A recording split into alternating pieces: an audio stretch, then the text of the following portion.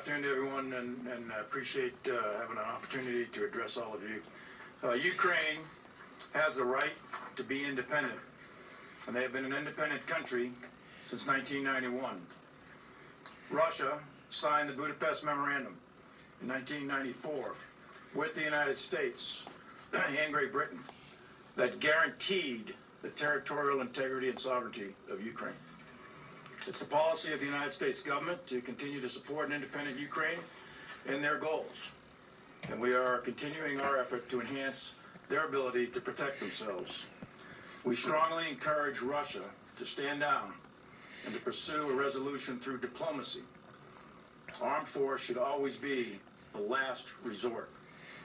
Success here is through dialogue.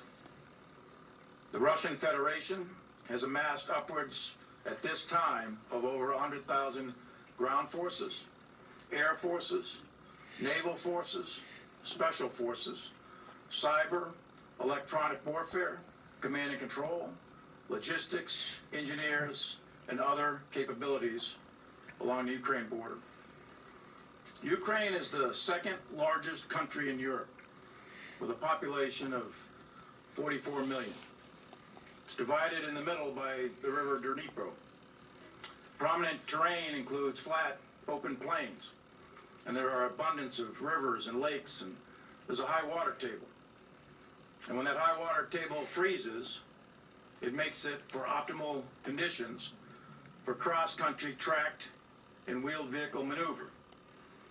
The city of Kiev has a population of nearly 3 million people. Other major population centers include Kharkiv or Kharkov, Donetsk, Odessa, Dnipro, and Lviv in the west. There are many people and highly dense population centers throughout Ukraine. And if war were to break out on a scale and scope that is possible, the civilian population will suffer immensely. The Ukraine military has about 150,000 active duty service members, with many more in the reserves. They consist of multiple units, sea, air, land, and they are currently disposed and arrayed throughout Ukraine with a high density on the eastern section and a line of contact in the Donbass region.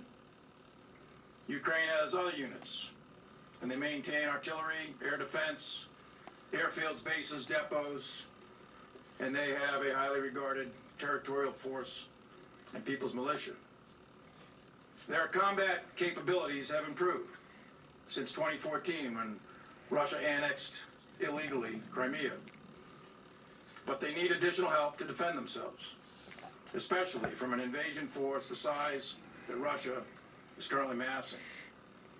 If Russia chooses to invade Ukraine, it will not be cost-free in terms of casualties or other significant effects. There is a small contingent of U.S. and NATO advisors and trainers currently in Ukraine. The United States has zero offensive combat weapon systems, nor any permanent forces nor bases in Ukraine. Our role is limited in that we help train, advise, and assist with tactics, techniques, and procedures. We participate in institutional development of the Ukrainian Ministry of Defense. As the Secretary of Defense has noted, we continue to provide military material support to Ukraine, along with many other countries from NATO. And we are ready, capable, and prepared to uphold our obligation under treaty to NATO. As mentioned by the Secretary, an attack against one NATO ally is an attack against all. NATO has significant military capability. NATO has approximately 130 plus brigades of maneuver forces, not including the U.S. forces, 93 squadrons of high-end fighters, 4 carriers, many more surface combatants. The military capability of NATO is very, very significant. In addition to bordering Russia and Belarus and Moldova, Ukraine has a border with 4 NATO members: Poland, Slovakia, Hungary, and Romania.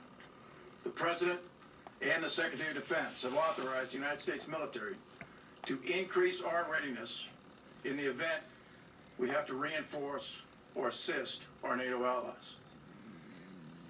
War is not inevitable, as the Secretary said. The right answer here is a diplomatic solution. I look forward to your questions.